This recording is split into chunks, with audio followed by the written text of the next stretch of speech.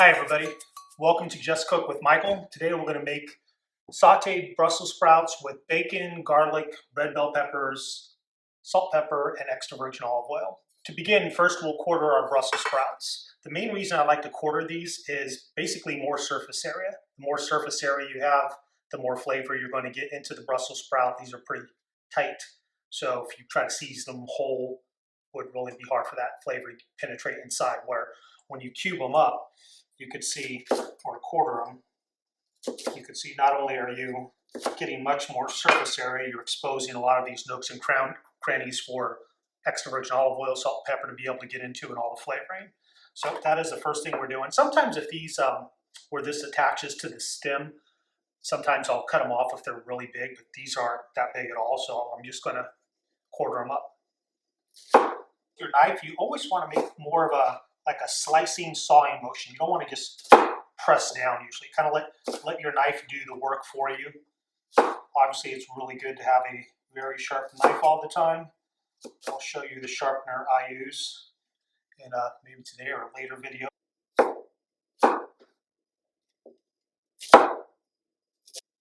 Next up, I'm going to dice up a red bell pepper.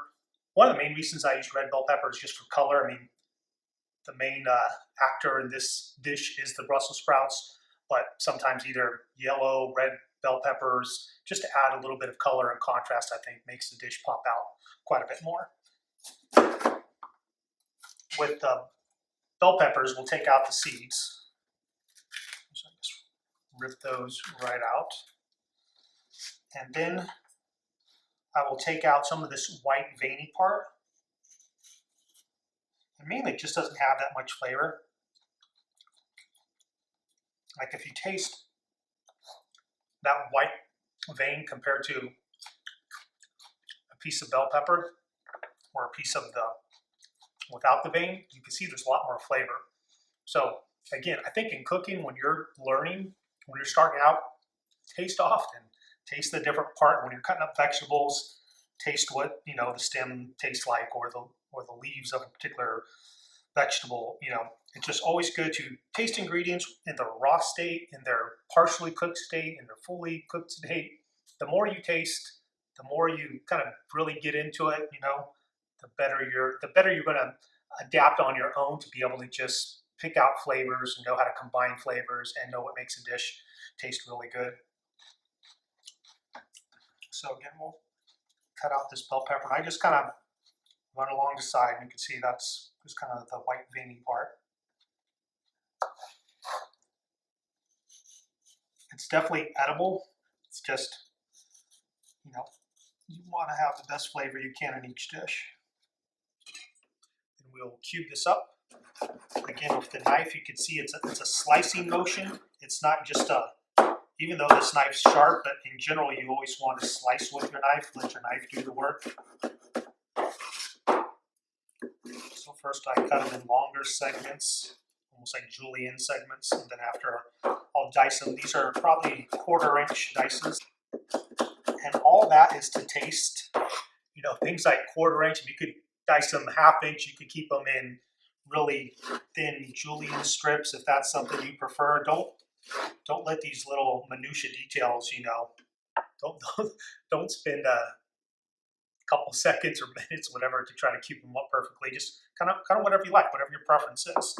Experiment with cooking, have fun with it. And I tend to really like this cleaver. It's really sharp. I mean, any knife I use, whether it's a cleaver or a chef's knife, I tend to prefer my knives on the thinner side, not those really thick, bulky chef's knives, which I have those too. This chef knife has a lot of weight to it, but just as far as I find that the thinner knives, you can sharpen a lot easier and keep them sharp all the time. This knife has a huge heel on it, which makes it a little harder to sharpen. Sometimes that thick heel will keep it from fully coming onto your cutting board. So again, see the difference here? This knife here, no heel, so you can really sharpen it to the very edge. It gets a little harder to sharpen these thick knives or the knives with the big heels. Even you can see I filed this down before, probably on a grinding wheel, just so I could keep it from lifting up the blade off the cutting board. So generally, again, thinner knives, but I use this one equally, but lately I've really preferred to use the cleaver. The other thing I like about the cleaver, you almost could use it as like a spatula, you know, picking stuff up right off your cutting board. You can't really do that with a chef's knife or not as easily. So, bell pepper's done. Put that right there. Next, 2 cloves of garlic. Again, this is whatever you prefer. You probably could go as no garlic if you don't like garlic, or 4 cloves. Again, my garlic, I like to just pound like that. You can see the skin comes right off of it. I'm not a big fan of buying things like I've seen before, like they sell like rubber silicone tubes where you put the garlic inside and move it back and forth to take off the skins. To me, that's just like a one-trick pony, and I'd rather not deal with it. Just one more item to have in your kitchen.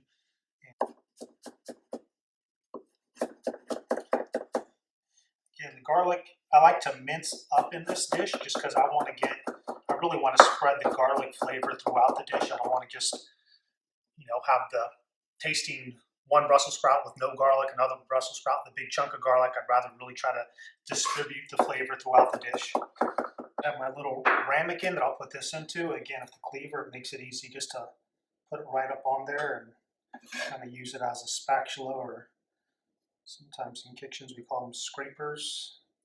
Okay, garlic's done. Next up is cubing up the bacon to make kind of like bacon bits with this. And you can see that I did all my vegetables first, and then I'm going to do the bacon. That way, the last raw protein product, I could wash the cutting board. So I would never go like bacon first, because then after I got to wash the cutting board before I could do the vegetables. Or I would never go one vegetable bacon, then, you know, just.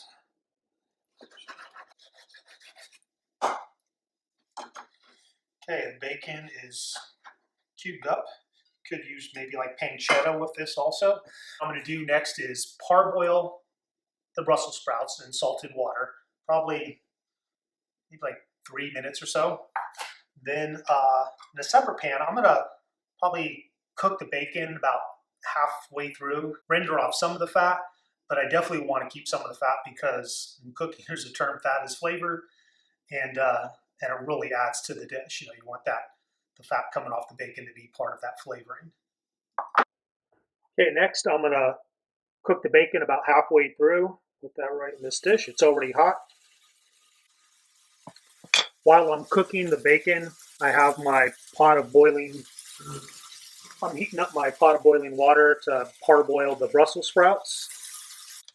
Okay, the bacon's about halfway cooked. So I got rid of about a tablespoon of the bacon fat. I'll leave the rest to add to the Brussels sprouts in a little bit. I'm going to put about a teaspoon of salt in the boiling water. That's probably about a quart and a half of boiling water. Again, if you're unsure of how much salt to put in your water when you're boiling pasta or doing a dish like this, recommend make sure all your salt is dissolved in the pan. Just get a little bit of the water. It's pretty hot to drink out of the spoon, so maybe put it in like a little ramekin or just keep the spoon off to the side. Just putting it in that ramekin will cool it off quite a bit. Taste it. And it should taste, you know, slightly salty. If it doesn't taste slightly salty at all, my preference is to put a little more salt in, or you could, you know, if you over salt it at that point, you could always dump some of the water out and put a little more water in to dilute the salt. Next, I'm going to heat up this black carbon steel pan, and basically I like to have that really hot, so I'll go Brussels sprouts in here for about 3 minutes and then directly into the carbon steel pan to let it to steam off some of that water that is going to get incorporated into the Brussels sprouts. That way the Brussels sprouts are really dry and will soak in all that flavor from the bacon, the olive oil, the garlic, and salt and pepper.